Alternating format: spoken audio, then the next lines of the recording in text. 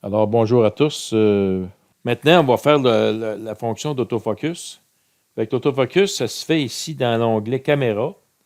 On a Focus Tool ici. Fait qu'il y a deux manières de le faire. On peut la faire manuellement et on peut la faire automatiquement avec Add Focus 2 ou Add Focus 3.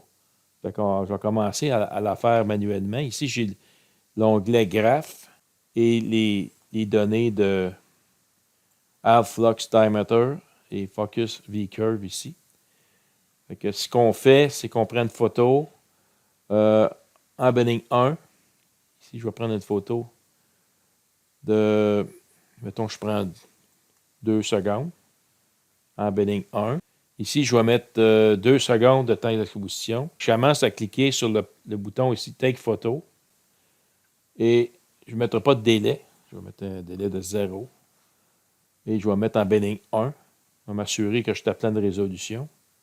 Fait que je clique sur Full ici. OK. Bon, après que je commence par prendre une photo. Fait que Take Photo ici. Ensuite, je vais aller faire un fenêtrage avec le bouton qui est ici. Donc, choisir une étoile dans l'image. Bon, voilà, là, on ne voit pas d'étoile. Ce qu'on va faire, c'est qu'on clique ici sur le bouton des histogrammes. Si je clique ici, on voit les histogrammes apparaître ici. Fait que si je clique sur ça, on voit quelques étoiles. Je peux grossir. On peut changer ici sur un deuxième bouton prédéfini. Voilà, ça, c'est pas pire. Fait que ce que je vais faire, je vais cliquer sur le bouton ici, fenêtrer. Fait que c'est Draw Subframe. En anglais, c'est Subframe. Fait que je vais le prendre, puis je vais me choisir une étoile qui est pas mal isolée. Je vais prendre celle-là ici. Faire un petit quart d'auto. Ensuite, je vais cliquer le deuxième bouton qui est Focus Tool ici. Encore là, je vais y mettre 2 secondes. Aucun délai. Benning 1. Mais ça ici, c'est important de cliquer sur Take Photo Continually, puis vous n'êtes pas obligé de mettre Autosave Focus Photo ici. Là. Si vous voulez le faire, vous pouvez le faire. Et ici, vous avez Automatically Save Photo. Mais ça encore là, on n'est pas obligé de le cocher parce qu'on est en mode de subframe ici pour faire le foyer de nos images. Fait que je clique ici Take Photo Continually, fait qu'il prend des photos continuellement dans le petit cadre qui va apparaître ici.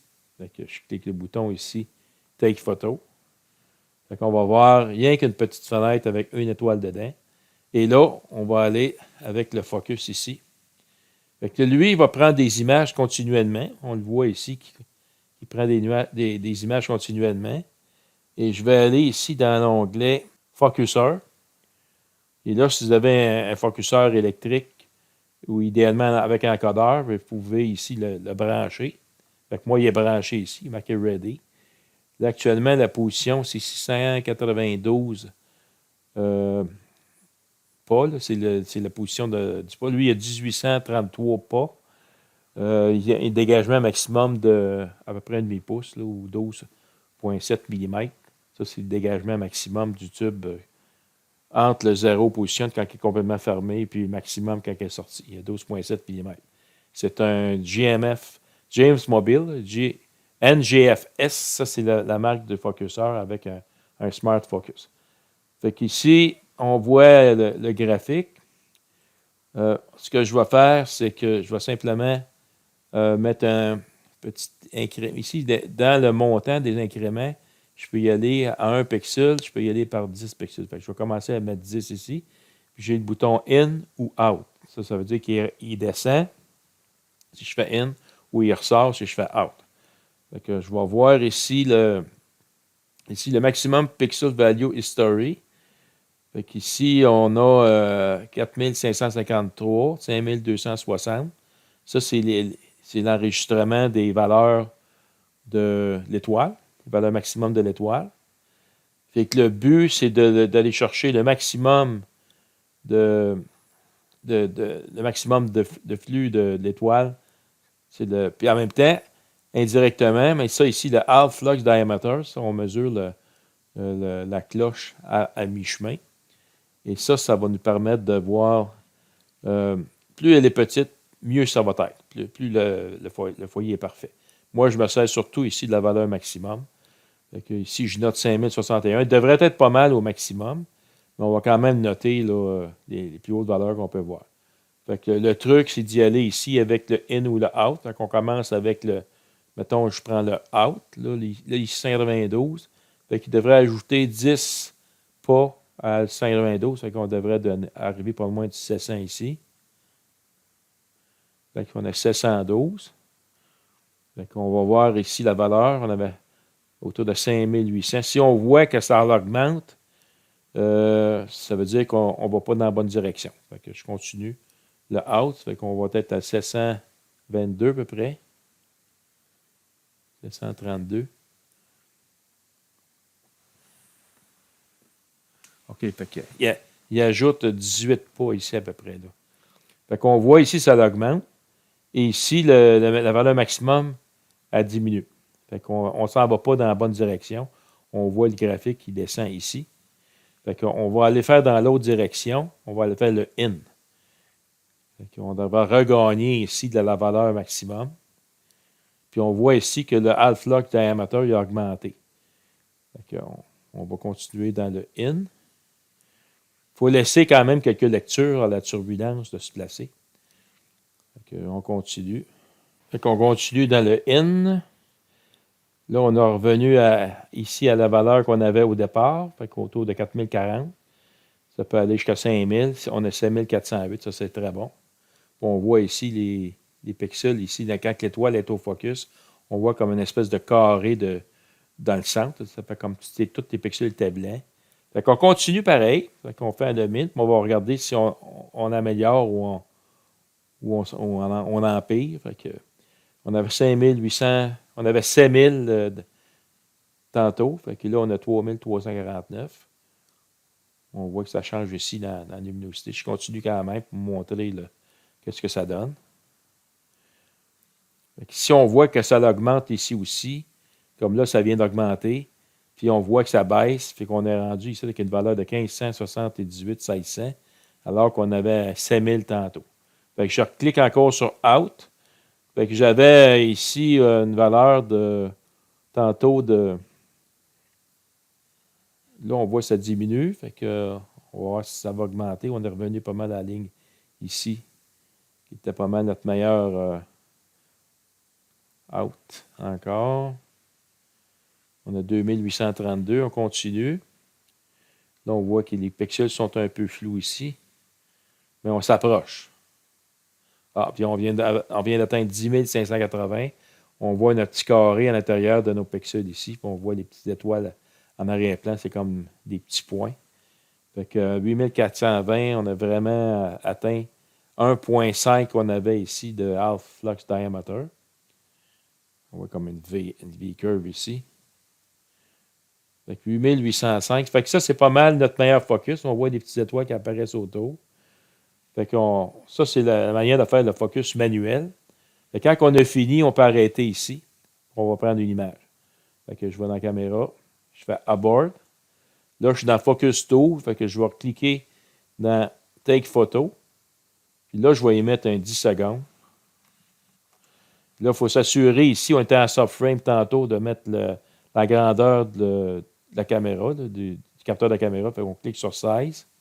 On voit qu'elle a fait un subframe ici. On clique sur Full pour le ramener à la grandeur du capteur ici, du CCD. Je clique OK. Ça, je peux fermer cette fenêtre-là. Là, maintenant, je vais faire un take photo. Ça, il va prendre 10 secondes en bedding 1 avec, en light avec le filtre luminance. Puis là, on va regarder nos photos, nos étoiles, s'ils sont belles, s'ils sont des points. Fait download. Ensuite, après ça, on va faire la même chose, mais avec le focus automatique avec Add Focus 3. Bon, on voit notre rameau ici. Ce soir, j'ai la pleine lune, fait que c'est pour ça qu'on voit les détails. Je vais aller cliquer ici sur l'histogramme, c'est celui-ci. Fait qu'on voit très bien ici qu'on a nos étoiles, si on les grossit. Dans le centre, on voit comme une espèce de petit carré ici là, qui est pas mal plein. Là. Ça c'est bon. Puis on voit les étoiles sont tout petites. Comme des petits carrés ici aussi. Ça, c'est très bon focus. Le focus est considéré comme parfait dans ce temps-là. Fait que si on note la valeur qu'on avait de l'encodeur, dans le focuseur. Ici. On est à 691. On est à 673. Fait que ça, vous le prenez en note. Fait que c'est la meilleure position qu'on a pour le focus manuel. Bon, maintenant, on va faire la même chose. On va aller ici, essayer dans la caméra ici, dans Focus Tool, on va utiliser Focus 3. Bon, la première chose à faire, il faut aller caractériser notre focuseur. Fait qu'on clique ici sur Characterize Autofocuseur. Fait qu'on clique sur ça. Bon, ça, vous lirez. Ce qu'on demande de faire, c'est qu'on demande le rapport focal de notre télescope. Moi, c'est un Teleview NP101. C'est un 10 cm f5. Fait que je mets 5 ici. Avec le rapport focal, c'est 5. Mon focuseur step size en micron, ça, c'est à chaque pas combien de distance que fait mon focuseur. Moi, je l'avais calculé, ça donne 6,928. 6,928 microns par pas. Ça, dans les détails techniques de votre focuseur, il devrait le donner. Pour le calculer, vous avez le nombre de pas. Exemple, si ça donne 1000 pas, puis vous avez un dégagement de 12 mm, bien, vous calculez, mettez le 12 mm en micron. Pour calculer le step size, vous prenez la valeur maximum de sortie de votre tube. Fait que si votre tube il sort de 1 cm, puis vous divisez ça par le nombre de steps. Fait que 1 cm en micron, vous divisez ça par le nombre de steps. Ça va vous donner la valeur de 1 step en micron. Bon, ici, la caméra, les pixel size de ma caméra, moi, c'est une Zbig ST10, c'est 6,8 microns.